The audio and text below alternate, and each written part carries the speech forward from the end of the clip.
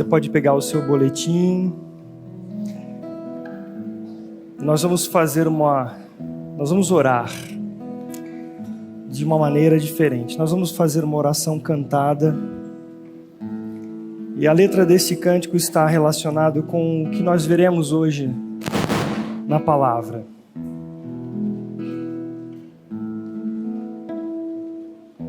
Seja o meu canto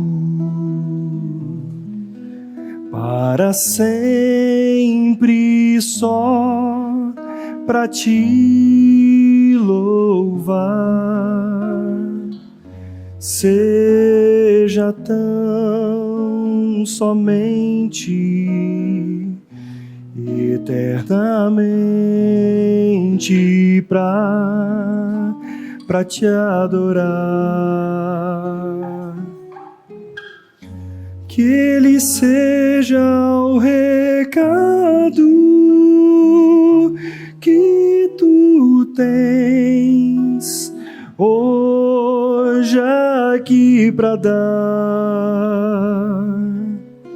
mas possa eu trazer na mente que tu és quem o dá.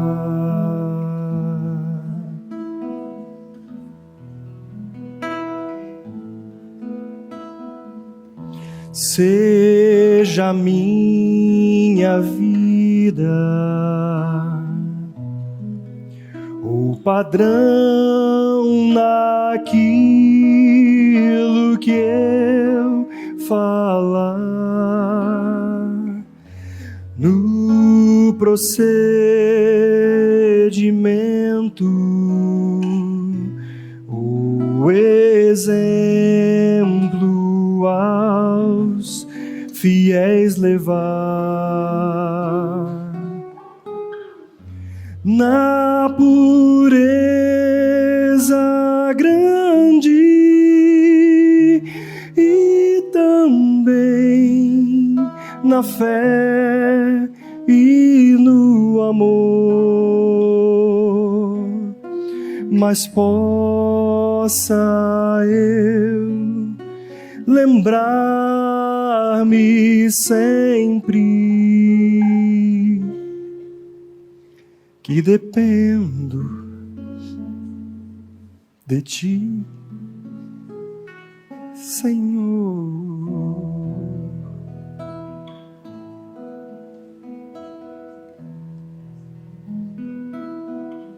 Amém. Pai, essa é a oração que nós fazemos nesta manhã. Pedimos que o Teu Santo Espírito fale ao nosso coração mediante a Tua palavra, em nome de Jesus. Amém. Pegue o seu boletim, o texto que nós leremos a princípio é o texto de Paulo aos Romanos, capítulo 12, versículo 1. Podemos ler juntos? Rogo-vos, pois, irmãos, pelas misericórdias de Deus, que apresenteis o vosso corpo por sacrifício vivo, santo e agradável a Deus, que é o vosso culto racional. Nós hoje vamos relembrar um pouquinho o que nós vimos no outro estudo com o mesmo título, Adoração Aceitável. A quem? Nós vimos no estudo anterior que o ser humano, ele é por natureza um adorador.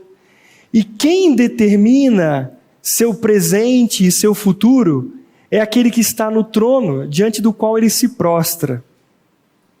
Nós vimos também que a adoração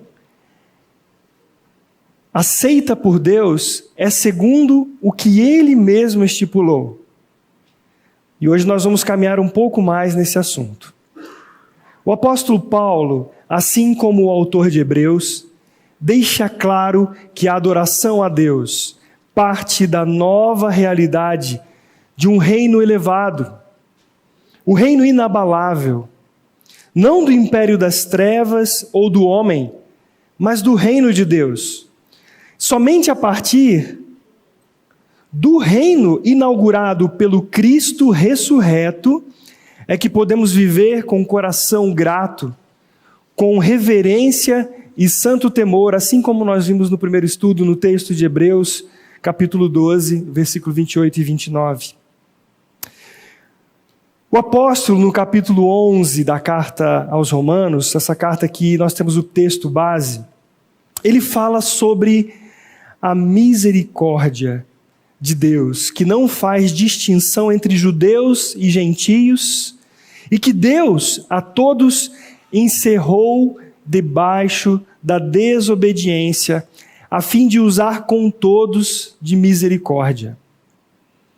Então Paulo, ele maravilhado com essa graça de Deus, e ao mesmo tempo reconhecendo a sua incapacidade para entender plenamente esse mistério da obra de Cristo na cruz, ele clama: ó profundidade da riqueza, tanto da sabedoria como do conhecimento de Deus. Quão insondáveis são os teus juízos, e quão inescrutáveis os seus caminhos. Quem, pois, conheceu a mente do Senhor? Ou quem foi o seu conselheiro? Ou quem primeiro deu a ele para que lhe venha a ser restituído? Porque dele, e por meio dele, e para ele são todas as coisas. A ele, pois, a glória eternamente. Amém. Os versículos 33 a 36 de Romanos 11 diz isso. Entretanto, aqui no capítulo 12, ele pede, ele solicita, ele roga àqueles irmãos, dizendo: rogo-vos, pois, irmãos, pelas misericórdias de Deus, que apresenteis o vosso corpo por sacrifício vivo, santo e agradável a Deus, que é o vosso culto racional. Então nós podemos lembrar do que ele falou anteriormente, também lá no capítulo 6, no versículo 19, que ele diz assim: assim como vocês ofereciam os seus membros à escravidão da impureza e da maldade para a maldade, assim também agora ofereçam os vossos membros para servirem à justiça, para a santificação. Então, diante deste panorama, o apóstolo Paulo, ao ver, a pensar, a considerar a graça de Deus, a situação do homem caído sem Deus, totalmente perdido, adorando a si próprio, o egocentrismo, e ele tendo a sua alma guiando a sua vida pelos sentimentos, diante dessa realidade e diante da graça de Deus, ele fala: Senhor, eu não consigo compreender o tamanho desta graça. O Senhor diz que os encerrou todos debaixo da desobediência. Todos pecaram, nenhum escapa. Todos estão debaixo do pecado e destinados à morte eterna. Mas Deus, por sua graça e sua misericórdia, Ele vem resgatar esse pecador. Se você está hoje aqui e convicto de que você tem a vida eterna em Cristo Jesus, é porque Ele revelou que você tinha uma natureza perversa, má, e que o levava para o inferno, e que agora em Cristo Jesus, pela sua morte e ressurreição, você recebeu a vida de Cristo. O evangelho puro e simples. Éramos estranhos, inimigos no entendimento, e Ele nos fez seus amigos, por meio do seu Filho Jesus. Nós temos a redenção em Cristo Jesus, e ninguém mais. Não por obras, não por algo que eu possa fazer ou tenha feito, nem de positivo ou de negativo, porque é pela graça que nós somos salvos. E agora o apóstolo Paulo nos relembra do capítulo 6, que da mesma maneira que antes nós estávamos entregues totalmente ao pecado, talvez de uma maneira muito mais educada, talvez não deixando transparecer para as pessoas, mas a realidade é que o coração do homem ele é perverso. Não é à toa que o mundo jaz numa escuridão de pessoas o tempo todo querendo o seu próprio lucro, o seu próprio benefício e matando e fazendo mal contra as outras pessoas. Por que isso? Será que a sociedade é que torce o homem? Ele nasce bom e depois a sociedade que transforma a sua natureza? Se uma criança pequenina, ninguém ensina a mentir e ela já mente. E se alguma criança outra pegar o seu brinquedo, ela vai empurrar, ela vai fazer alguma coisa de mal para aquela criança. Por que isso, gente? Porque nós nascemos com essa vida, com essa natureza.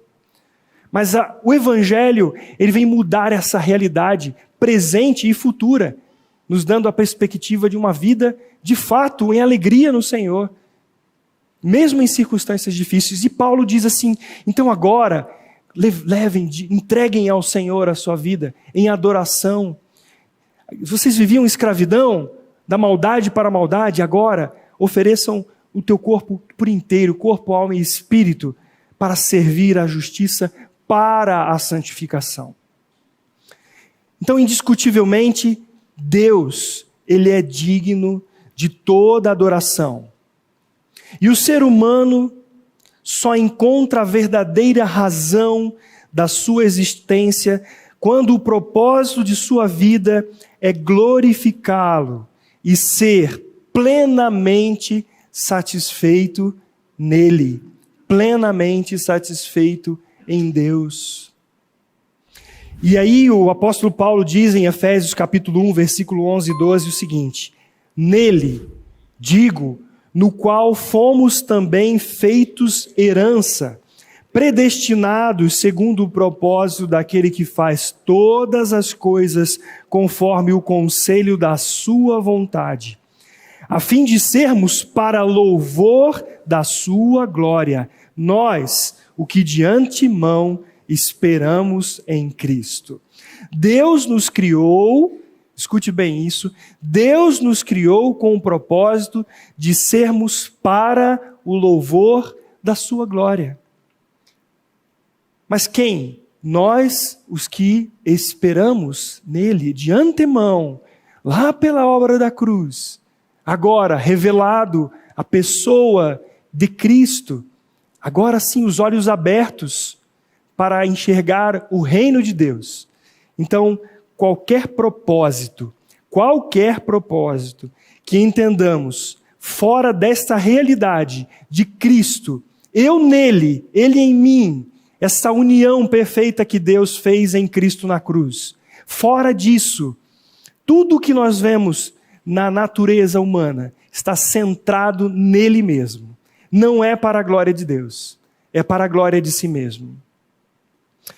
A adoração é a atitude que expressa o amor, o temor e o respeito que você tem pelo Deus Todo-Poderoso, disse Kate Phillips, um escritor cristão, autor de alguns livros especificamente sobre a adoração.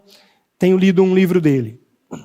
O contrário disso é a idolatria, que consiste em confiar e entregar-se a qualquer coisa ou pessoa que não seja o único Deus verdadeiro. Não é a mim e nem ao meu próximo que eu tenho que agradar. Não é esse o foco. E eu não estou dizendo aqui, especificamente, desse momento de culto, do cantar e do tocar um instrumento. O momento do culto congregacional é extremamente importante para os filhos de Deus. Mas se eu pensar que isso é tudo quando penso em adoração, que eu conheço sobre adoração, a minha percepção ela está bastante limitada. E possivelmente, nós viremos aqui para satisfazer as nossas carências e gostos pessoais. A adoração ao nosso Deus, o que a palavra está dizendo, é muito mais. Aqui é um momento precioso. Mas se nós focarmos nisso aqui, eu vou querer satisfazer o meu gosto pessoal. Eu quero que a reunião seja assim, quero que seja de outra maneira, para satisfazer a quem? Para agradar a quem? A mim ou a Deus? A mim. O texto de Isaías, pode colocar por favor, Isaías capítulo 56, versículos 6 e 7. O profeta Isaías diz assim: aos estrangeiros que se chegam ao Senhor, que para o servirem e para amarem o nome do Senhor, sendo deste modo servos seus, sim, todos os que guardam o sábado não o profanando, e abraçam a minha aliança, também os levarei ao meu santo monte, e os alegrarei na minha casa de oração.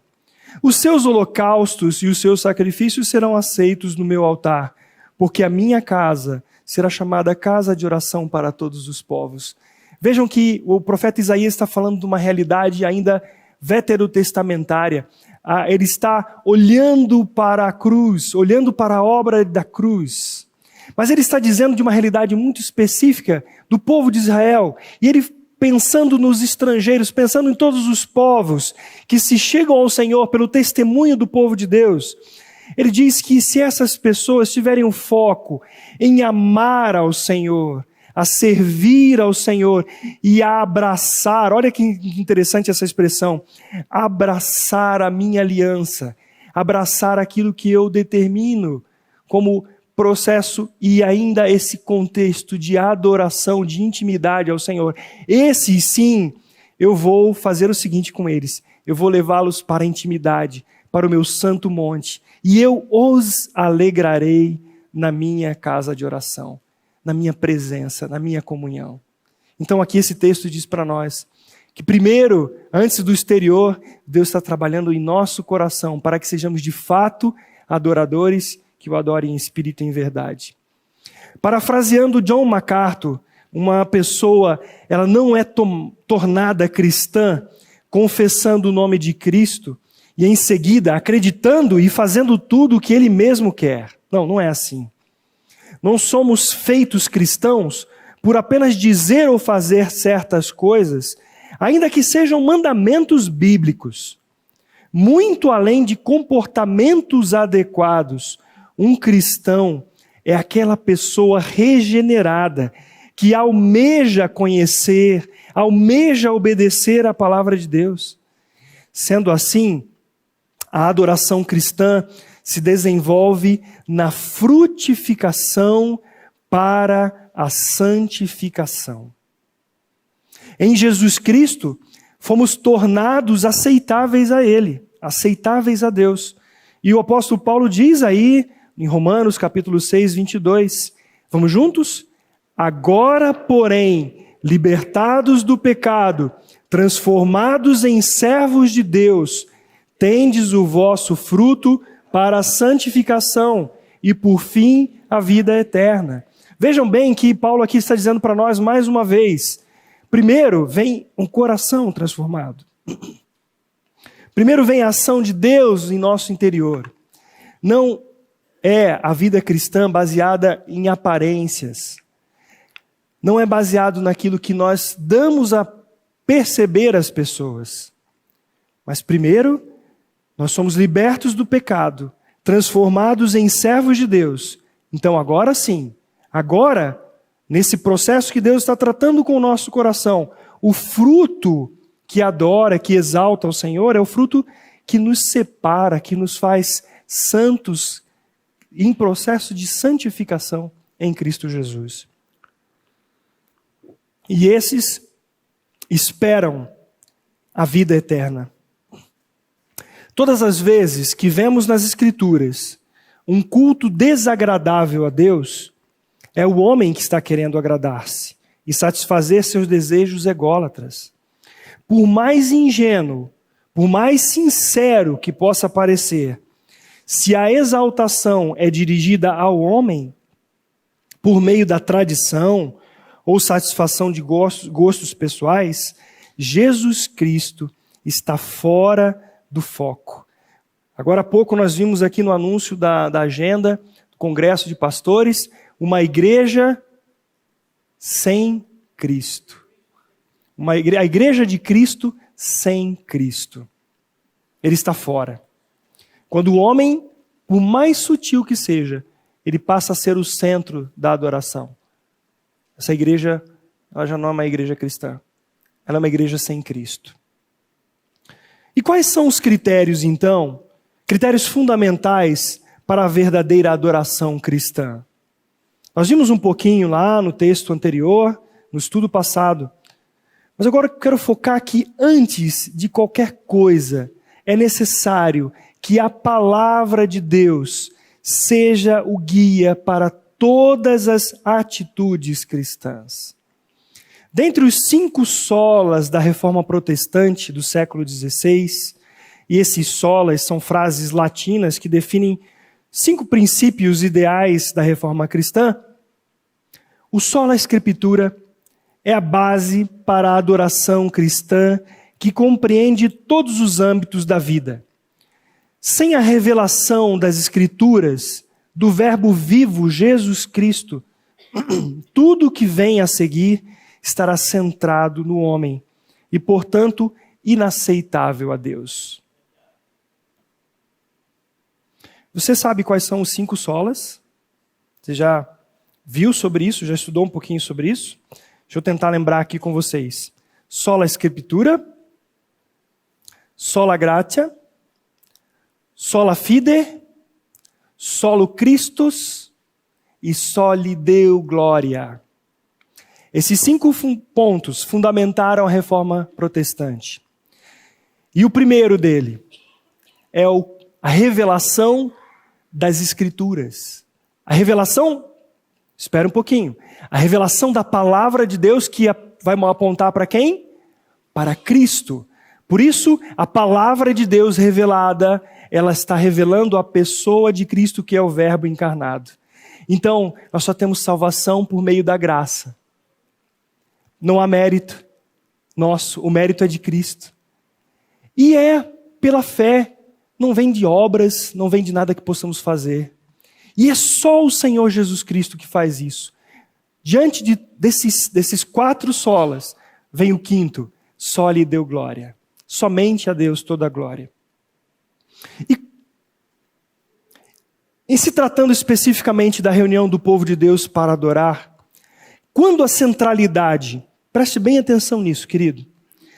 Quando a centralidade e suficiência de Cristo e a adoração à Trindade Santa começam a sair do foco, encontraremos a exaltação de personalidades. Isso se chama humanismo. Olha o que diz o apóstolo Paulo na carta aos Colossenses, capítulo 2, versículo 23. Tais coisas, com efeito, têm aparência de sabedoria, como culto de si mesmo e de falsa humildade e de rigor ascético. Todavia, não tem valor algum contra a sensualidade. Nós podemos lembrar da confusão sobre a adoração congregacional na igreja em Corinto. Paulo acusa aquela igreja no que diz respeito à reunião cultica, que havia falta de ordem na ceia, havia embriaguez e pouca organização, todo o uso dos dons. E sempre, diz um pastor aqui do nosso país, não vou dizer o nome dele, mas ele diz que sempre a igreja precisará lidar com o desequilíbrio e a maneira indevida de lidar com a adoração. E Paulo, ele mostra nessa igreja um problema sério que havia nesta reunião do povo de Deus para adorar. E há uma ideia muito equivocada de que nós vivemos durante a semana as nossas vidas e de que nós, quando chegamos aqui, aí sim é adoração. Durante a semana cuidamos das nossas vidas, fazemos tudo que concerne a nós, aos nossos interesses, mas agora, a reunião da igreja, eu vou lá para adorar. Não existe um equívoco maior em relação ao conhecimento do que é adoração. Porque no culto congregacional, na reunião do povo de Deus, nós temos que pensar tanto biblicamente quanto no nosso contexto. Em nossas reuniões, que nós chamamos de reuniões congregacionais, nós temos desde crianças, jovens, adultos, idosos. É um momento tão precioso, por isso nós chamamos de um culto congregacional. Mas ele não pode ser o must, não pode ser o fim das nossas vidas. O que nós precisamos de fato, conhecer ao Senhor e a nossa vida expressar uma adoração que quando nós nos reunimos, é um momento de tanta alegria, de fruto, de satisfação, mas é resultado de algo que o Senhor já vem trabalhando em nossas vidas e nós nos respondendo a Ele de maneira coerente, diante da revelação dEle em nós. Então nós, quando nos reunimos, temos algumas coisas que numa próxima oportunidade eu quero abordar sobre especificamente a reunião dos santos. Mas antes, precisamos tocar no assunto da adoração, que vem de um coração regenerado, de um espírito, de um adorador que adora em espírito e em verdade. A adoração aceitável a Deus, ela é estabelecida por Ele mesmo e está baseada em sua santidade. 1 Pedro 1, 14 e 16 diz assim: como filhos obedientes, não se deixem amoldar pelos seus maus desejos de outrora, quando viviam na ignorância. Mas, assim como é santo aquele que o chamou, sejam santos vocês também em tudo o que fizerem, pois está escrito: sejam santos, porque eu sou santo. Olha só. Olha o que Deus está dizendo para a gente. Uma pessoa não pode inventar a sua própria maneira de adorar a Deus. Não importa quão sincero seus esforços possam ser. Deus estabeleceu a única maneira de ser adorado, e essa é em espírito e em verdade por meio de Jesus Cristo. É uma vida de fé construída sobre a revelação de Deus, e não sobre as ideias de homens a respeito de Deus. Aquele que rejeita ou contorna a palavra de Deus dá prova inequívoca de que não está realmente buscando a glória de Deus.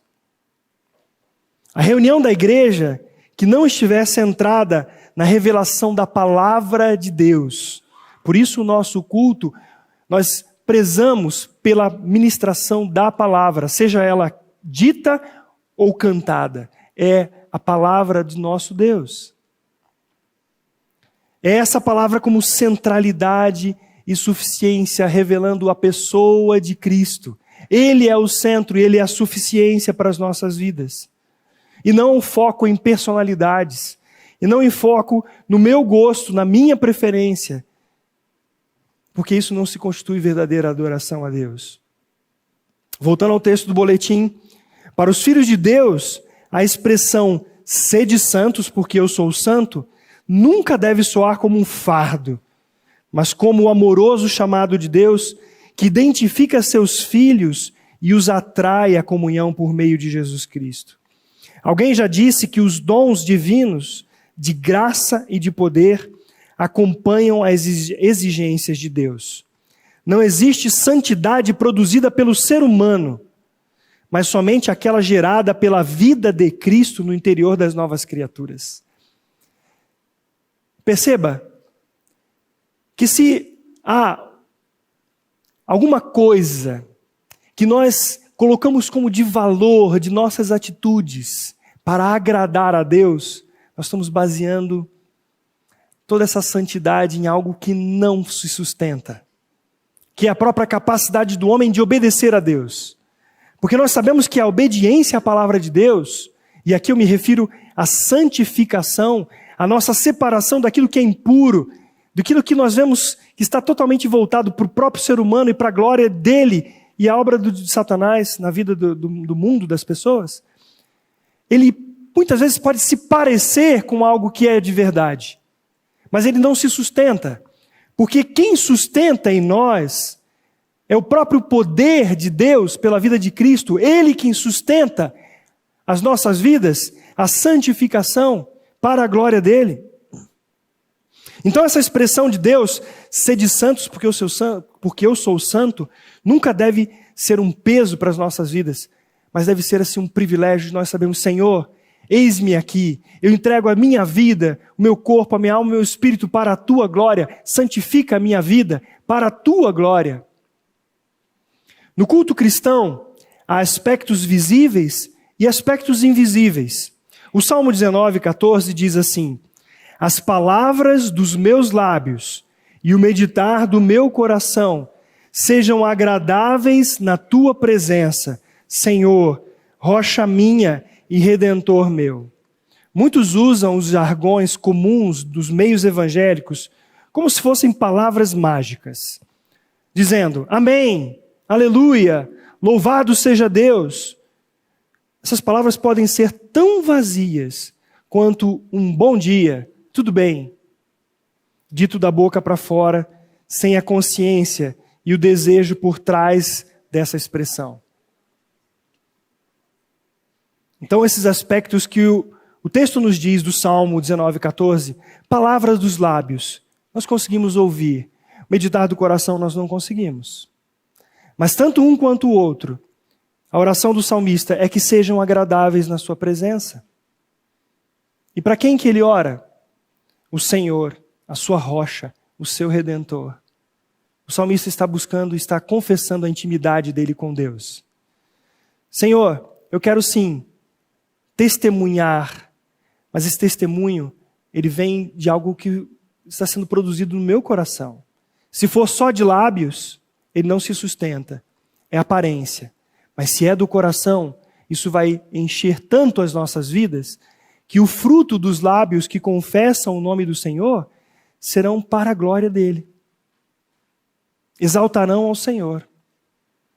Vocês estão percebendo a diferença daquilo que é aparente, do que é visível, e daquilo que vem do coração de Deus ao nosso coração e é produzido por Ele? Enquanto um está centrado, mesmo de uma maneira sutil, em aparências, que é santo, que glorifica a Deus, mas a real é que está buscando a sua própria exaltação e de uma adoração que ela é de um espírito quebrantado e contrito. Então o que Deus quer fazer conosco primeiro? Caiar o sepulcro ou tirar a podridão de dentro para dar a vida nova? É claro que é Ele tirar o que é podre, tirar a vida caída para dar a vida exaltada de Cristo para nós. Deus vê o coração e por isso o salmista pede que Ele sonde o seu e veja se há algum caminho mau e o guie pelo caminho eterno. O Salmo 139, versículo 23 e 24 diz isso. Sonda, Senhor, sonda o meu coração. As palavras dos lábios, o meditar do coração e o estilo de vida, eles precisam ser coerentes. O profeta Isaías, no capítulo 29, versículo 13, diz: o Senhor disse, visto que este povo se aproxima de mim, e com a sua boca e com os seus lábios me honra, mas o seu coração está longe de mim, e o seu temor para comigo consiste só em mandamentos de homens, que maquinalmente aprendeu. Maquinalmente aprendeu.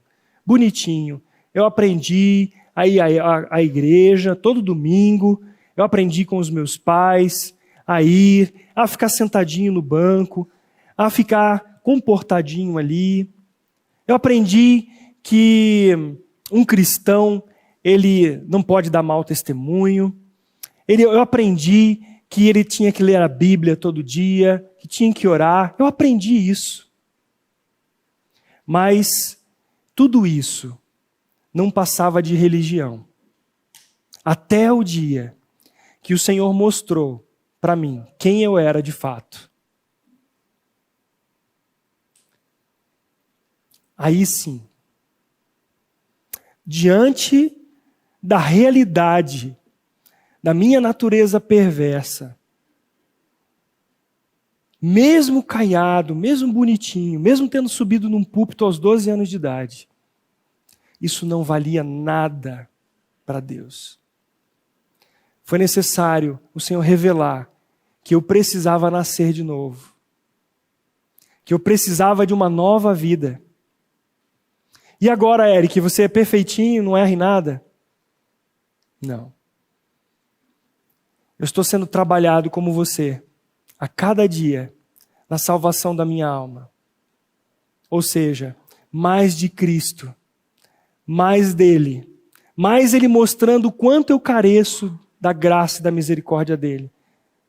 E mais, o Senhor vai revelando a sua graça e a sua misericórdia. Ele revela quem nós somos e revela quem ele é. E ele fala assim, é isso que eu quero para a sua vida. É isso que eu quero.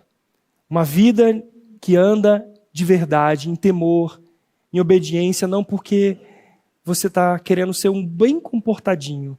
Não, mas é porque a vida de Cristo em nós produz isso, amados. A vida de Cristo em nós tem poder para levar-nos a exaltar ao Senhor por meio do nosso testemunho público. Mas se nós focamos nesse estereótipo de santidade sem vida, nós estamos sendo hipócritas e não de fato verdadeiros adoradores. Adoração aceitável. Quando o apóstolo Paulo, é isso? Não, antes, né? Antes, eu pulei aqui. Ao lembrar-nos das palavras de Paulo a Timóteo, podemos relacionar 5 aspectos da sua instrução quanto à sua vida de adoração. E o texto de 1 Timóteo, capítulo 4, versículo 12, o apóstolo Paulo diz assim para Timóteo: torna-te padrão dos fiéis, na palavra, no procedimento, no amor, na fé, na pureza. Essa instrução, ela não é só para Timóteo. Ela abrange todos os que foram crucificados com Cristo, a fim de que suas vidas glorifiquem a Deus. E eu, pegando essa porção, olhando as instruções de Paulo a Timóteo, eu falei assim, interessante que Paulo está ensinando para Timóteo aqui. Paulo está dizendo para ele que a vida dele glorifica ao Senhor à medida que outras pessoas, ao ver Cristo nele, vão glorificar ao Senhor.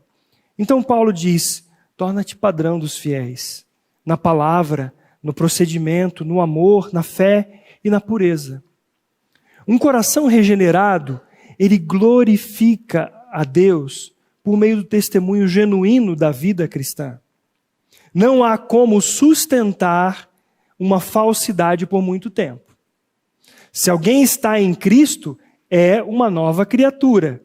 E os frutos aparecerão e glorificarão a Deus. Mas se alguém é apenas religioso, logo, logo suas reações mostrarão o que há no coração. Nós podemos ter um bom conhecimento bíblico doutrinário, mas não ter uma vida coerente com o Evangelho. Também nós podemos ter muita animação, mas sem o Evangelho, sem a palavra de Deus, sem a obra de Cristo em nossas vidas. Uma igreja, ela pode ser viva ou pode ser uma igreja morta. Vai depender se ela tem a palavra de Deus no coração e nas atitudes. O que tem faltado na igreja do nosso tempo? O que tem faltado na igreja? É possível ter muita agitação, muito movimento e não ter um fervor espiritual. Fervor não é obra da carne. Fervor é choro pelo pecado, é contrição, é arrependimento genuíno, é fome de Deus. Fervor é amor à palavra de Deus. Fervor é um compromisso de coração a ficar na presença do Senhor em oração. É a sede por uma vida plena do Espírito Santo. É um verdadeiro avivamento. Um avivamento do Espírito Santo não vem sem lágrimas, não vem sem quebrantamento, não vem sem reconhecimento de pecado, não vem sem humilhação diante do Senhor.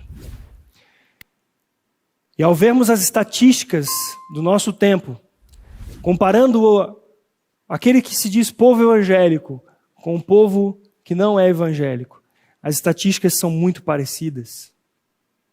Pessoas que professam a fé cristã, mas rejeitam essa palavra de Deus e se divorciam, assim como aqueles que não estão e não confessam a Cristo. Pessoas que professam serem cristãs de fato, mas estão envolvidas numa prostituição, porque estão vivendo pela aparência e não por de fato uma vida que Cristo é o centro de suas vidas e santifica as suas vidas. Pessoas que estão dizendo, eu amo a Deus, mas mentem. Pessoas que dizem que são, de fato, verdadeiros cristãos, mas que são desonestos nos negócios. Que igreja é essa que nós temos visto em nosso tempo? Que adoração que nós temos prestado a Deus? Quando o apóstolo Paulo está instruindo a Timóteo, ele está dizendo, você não pode somente aparentar ser um fiel seguidor de Jesus Cristo, você precisa ser um fiel seguidor de Jesus Cristo. Por isso ele diz assim, torna-te padrão dos fiéis na palavra. E o primeiro aspecto em nossas vidas que glorifica a Deus, para o qual Paulo chama a atenção de Timóteo, é a palavra. A confissão de nossos lábios provém do coração. Se o nosso coração estiver cheio de Cristo, ele transbordará em nossos lábios. Amados, quando o evangelho começou a se espalhar pelas cidades, por onde passavam aqueles que fugiam da perseguição, depois ali da grande revelação e daquele grande número de conversão que nós vemos em Atos dos Apóstolos, os cristãos foram espalhados e eles foram andando pelos lugares, pelas cidades, e logo um impacto muito forte aconteceu na vida deles, que foi a morte de Estevão, e eles saem de cidade em cidade, e os discípulos, pela primeira vez, são chamados cristãos. Por que que aqueles discípulos foram chamados de cristãos? Eles tinham saído de um momento de grande revelação, de ação do Espírito Santo, conversões, de fato, humilhação de pessoas que chegavam diante de Deus e falavam, Senhor, tem misericórdia de mim, eu sou um pecador. Eles foram convertidos pelo Senhor e abraçaram a fé, mas a perseguição logo chegou e eles foram espalhados. E eles, no lugar que eles passavam, por onde eles iam nos relacionamentos, alguma coisa havia de diferente, que não estava relacionado com aquele judaísmo, com toda aquela religiosidade. Havia algo diferente. E eles começaram a relacionar aquela atitude com a mesma que eles ouviram falar de Jesus Cristo. Então esses aí são pequenos cristãos, porque eles se parecem com Jesus Cristo, não só no que eles falam, mas na atitude deles. Há alguma coisa diferente. Eles tinham a palavra de Deus no coração. E na atitude deles também. O apóstolo Pedro, ao escrever para os eleitos, os forasteiros da dispersão, aqueles israelitas dispersos entre as nações estrangeiras, e foram para o Ponto, Galácia, Capadócia, Ásia, Bitínia, tantos lugares, ele disse que esses irmãos mantivessem o procedimento exemplar no meio dos gentios, para que naquilo que falam contra eles, como malfeitores, observando o quê? As suas boas obras, eles dessem glória a Deus. Eles dessem glória a Deus. Então, tanto no falar quanto no procedimento, eles glorificariam a Deus. Quando o apóstolo Paulo creu em Jesus Cristo como o Messias, a sua vida começou a redundar em glória a Deus. Veja o que está escrito em Gálatas 1, 23 e 24. Ouviam somente dizer, aquele que antes nos perseguia, agora prega a fé que outrora procurava destruir. E glorificavam a Deus a meu respeito. Por que eles glorificavam a Deus? Porque ele se parecia? Porque ele dizia palavras bonitas? Não, porque a vida dele testemunhava disso e redundava em glória a Deus. Nós temos sido fonte de glorificação do nome de Deus em nossas vidas. Depois você olha o que diz Colossenses 3, 23, e fala do comer, seja o que nós fizermos, seja tudo para a glória de Deus. Tudo para a glória de Deus. E agora, o apóstolo Paulo diz para Timóteo, torna-te padrão dos fiéis, sabe em quê? No teu procedimento. O segundo aspecto diz respeito à maneira sensata, justa e piedosa de viver. E aí, Paulo, quando escreve para Tito, no capítulo 2, versículo 12 e 13, também diz: porquanto a graça de Deus se manifestou salvadora a todos os homens, educando-nos para que, renegadas a impiedade e as paixões mundanas, vivamos no presente século, sensata, justa e piedosamente, aguardando a bendita esperança e a manifestação da glória do nosso grande e Deus Salvador, Cristo Jesus.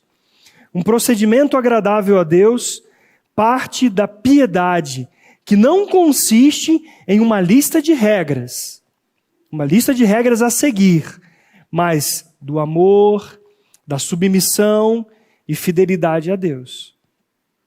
Fazer algo em que a motivação esteja baseada na animação está fadado a murchar e a desaparecer quando essa se esvai. Mas se vem do entusiasmo, então mesmo que as circunstâncias não sejam favoráveis, continuaremos firmes. Você sabe a diferença de animação para entusiasmo? Nós já fomos instruídos aqui nesse púlpito sobre isso. Quando eu tenho um boneco, um fantoche, e eu dou movimento a ele, eu estou o animando. Ele não tem vida em si. Eu faço parecer que tem vida nele, mas ele não tem vida. O entusiasmo é diferente. Ela vem de duas palavrinhas: dentro, dentro, e theos, Deus dentro da gente. Cristo dentro de nós. Se Ele vive em nós, a nossa vida aparecerá. O que aparecerá? Cristo. Se Cristo vive em nós, os frutos serão nosso ou da vida de Cristo? Da vida de Cristo. Agora, se dentro de mim o que me motiva as coisas é o meu próprio eu, o que aparecerá? Uma hora, mais hora ou menos hora, o que aparecerá? Eu, e não Cristo. E o que glorifica a Deus? A vida de Cristo. Percebam que se a motivação para a nossa vida, para a nossa adoração, está baseada na minha própria capacidade, naquilo que eu até acho que glorifica a Deus, se não é a própria vida santa de Jesus Cristo, isso não glorifica a Deus. Então daí nós já podemos parar e pensar, bom, amanhã é segunda-feira, hoje mesmo podemos pensar nisso. O que glorifica a Deus em minha vida? O que está aparecendo? É Cristo ou é a minha própria vida? Sou o meu próprio eu, o meu gosto, o meu querer, o meu fazer, tudo eu. De vez em quando chega alguma música para nós avaliarmos aqui para o culto congregacional. Uma melodia linda, um ritmo contagiante, gostosa de cantar, mas está lá, eu. Eu falo, não dá, gente. Não dá. Essa aqui não dá para a gente cantar. Ela parece bonita. Ela fala que você tem a capacidade para fazer, que você... E aí vai, o homem se incha. Eu. Mas espera aí. Quem é digno de glória? Quem é o que recebe toda a glória? Qual é o centro da nossa adoração? Quem é suficiente em tudo? É Cristo. Opa, então essa aqui não serve. O que serve é aquele cântico que está baseado na palavra de Deus, que glorifica a Deus, que exalta o Senhor, que é Ele o centro de todas as coisas. Fora disso, gente, pode ser bonita a melodia, pode ter um solo bonito, um instrumental lindo, não glorifica. E assim também no dia a dia das nossas vidas, podemos estar bem vestidos, bem educados, mas isso não glorifica a Deus, a maneira de agir, então que dali só é casca. E aí nós pedimos misericórdia, Senhor. Torna-me padrão, Senhor. Torna-me padrão que glorifica o Teu nome na palavra, no procedimento, em todas as coisas. Torna-te padrão dos fiéis no amor. O terceiro aspecto do testemunho ressaltado pelo apóstolo a Timóteo é o amor a Deus, o amor aos irmãos, é o amor aos perdidos. E aí nós vemos o texto de Marcos 12, 30 e 31, o Senhor Jesus dizendo: Amarás, pois, o Senhor teu Deus, de todo o teu coração, de toda a tua alma, de todo o teu entendimento e de toda a tua força. O segundo é: amarás o teu próximo como a ti mesmo. Não há outro mandamento maior do que estes. A marca indelével de todo o verdadeiro cristão é o amor. 1 João 2, 9 e 10 diz: aquele que diz estar na luz e odeia seu irmão, até agora está nas trevas. Aquele que ama o seu irmão permanece na luz, e nele não há nenhum tropeço.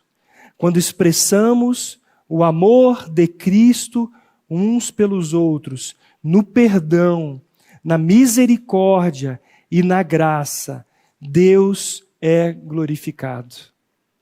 Deus é glorificado. Senhor, eu estou com uma dificuldade com uma pessoa, eu não consigo perdoar, eu não consigo me dar bem com essa pessoa. É uma pessoa que o Senhor manda eu amar, mas eu não estou conseguindo. O que você faz? Há uma luta, nossa mente, razão, contra uma verdade da palavra de Deus. O que você faz diante disso?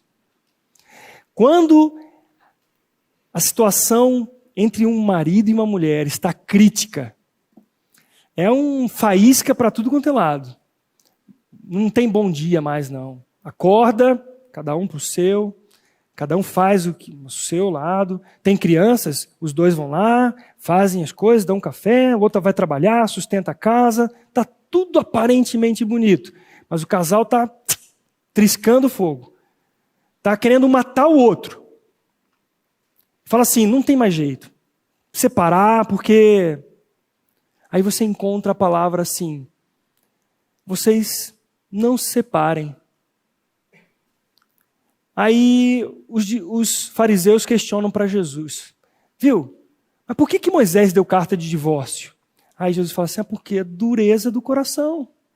É para separar? Não é. Por que separa? Por causa da dureza do coração. Aí vai cada um para um lado. Família rachada, filho rachado. Glorifica a Deus? Não. Mas o que você faz diante de uma circunstância dessa? Eu quero falar para você e para mim, porque essa semana eu trisquei com a Patrícia, assim. Nós estávamos triscando de atrito. Eu falei, Deus, tem misericórdia, meu coração é duro. Meu coração é duro. E precisa ser tratado. Expanda isso para outros relacionamentos, para outras coisas que estão fora da palavra de Deus, que não glorificam a Deus. O que você faz? Você continua com a dureza do seu coração? Ou você fala assim, Senhor, eu acho que eu estou certo, mas tem misericórdia de mim. Derrama o teu Santo Espírito, o teu bálsamo, traz essa unção para que haja harmonia e glorifique o teu nome. Porque tudo que está fora da palavra de Deus, está centrado na vontade do homem, não glorifica a Deus. Mas se o Espírito Santo, se você tiver de fato a coragem de dizer, Senhor, tem misericórdia de mim, o Senhor vai agir, porque Ele escuta a oração. E Ele age de uma maneira sobrenatural, mudando tudo. Aquele mar revolto que está à tua casa, de repente vem a bonança, e você fala assim, isso não veio de mim, foi Deus que me deu. E constrangeu meu coração a pedir perdão, a dizer, me perdoe, eu estou errado mesmo. Mesmo que você esteja certo, saiba que você está errado. Porque nós temos uma natureza que ela precisa ser quebrantada por causa do orgulho. Porque às vezes a gente acha que está certo, e está mesmo, e o diabo é fera para dizer isso para a gente. Você está certo. Mas nós estamos errados, porque disso aí vem o orgulho. E é necessário o quebrantamento do Senhor em nosso coração. Torna-te padrão dos fiéis na fé. O quarto aspecto da vida cristã, ressaltado por Paulo, que expressa a verdadeira adoração a Deus, é a fé. Não é um pensamento positivo e nem uma crença em alguma coisa. A fé é a certeza de que Deus está no controle absoluto das nossas vidas. O descanso no que Ele já fez e no que Ele ainda fará. Isso significa muito mais do que saber que Ele pode fazer. É ter a convicção de que nada é maior que a fidelidade à sua própria palavra. O salmista, no Salmo 138:2, diz assim: prostrar-me-ei para o teu santo templo e louvarei o teu nome, por causa da tua misericórdia e da tua verdade, pois magnificaste acima de tudo o teu nome e a tua palavra. Esse é o aspecto da nossa vida que não está baseado também em algum pensamento positivo. Eu creio muito, eu tenho muita fé que Deus vai fazer isso. Você não tem nada. Porque a primeira coisa contrária já derruba isso aí. O Deus tem um compromisso com a palavra dele, com aquilo que ele diz. A minha irmã Cristiane está com câncer. E eu fiquei muito contente de ouvir o testemunho dela dizer assim: o Senhor está no controle da minha vida. Deus é soberano. Mas algumas pessoas começaram a dizer assim: não, você vai ser curada. Deus vai fazer. Confia nisso. Confia em quê? Fé na fé? Confiar em alguém que está dizendo que não é Deus, que aquilo vai acontecer? Isso não é fé. A fé só é fé quando é Deus dizendo e quando Ele fazendo soberanamente conforme a sua vontade. Aí nós podemos descansar, Senhor. Então, a nossa vida de adoração está baseada em confiarmos na sola Escritura. A sola fide, somente em Cristo, somente nele. A fé nos leva a obedecer a Deus quando não temos evidência ou não enxergamos possibilidades para acontecer aquilo que Deus diz que acontecerá. Eu vou repetir. A fé nos leva a obedecer a Deus quando não temos evidências ou não enxergamos possibilidades para acontecer aquilo que Deus diz que acontecerá. Nós vemos lá na palavra que Abraão, ele esperando contra a esperança, ele creu. Não duvidou por incredulidade da promessa de Deus, mas pela fé, ele foi fortalecido, dando glória a Deus, estando plenamente convicto de que ele era poderoso para cumprir o que prometera. Por fim, Paulo diz a Timóteo: torna-te padrão dos fiéis na pureza. O quinto e último aspecto da instrução de Paulo a Timóteo quanto ao estilo de vida que glorifica a Deus é a pureza. Essa palavra, hagnos, significa respeitável, santo, puro de sensualidades, casto, puro de todas as faltas, imaculado. O nosso Deus é santo, tanto em sua revelação escriturística, quanto na revelação de Jesus Cristo, o Verbo. Essa questão é tida em alta conta para o nosso Deus. Assim deve ser também para os seus filhos. Assim também deve ser para nós. Todas as manhãs temos a oportunidade de apresentarmos o nosso ser por inteiro a Deus, em adoração, por sacrifício vivo, santo e agradável a Ele. Prestando um culto racional, baseado nas Escrituras, consciente e não dirigido por sentimentos. Torna-te padrão dos fiéis na pureza, em nossa vida, que glorifica ao Senhor. Então eu quero pedir que os irmãos leiamos juntos agora o texto de Filipenses, capítulo 4, versículo 8, e que você possa ter esse texto no seu coração. Leve para casa, medite nele. Finalmente, irmãos, tudo que é verdadeiro, tudo que é respeitável, tudo que é justo, tudo que é puro, tudo que é amável, tudo que é de boa fama, se alguma virtude há e se algum louvor existe, seja isso o que ocupe o vosso pensamento. Amém. Que Deus seja glorificado aqui em nossa reunião. mas seja glorificado no dia a dia. Lembre-se da palavra de Deus. Lembre-se do que o Senhor diz.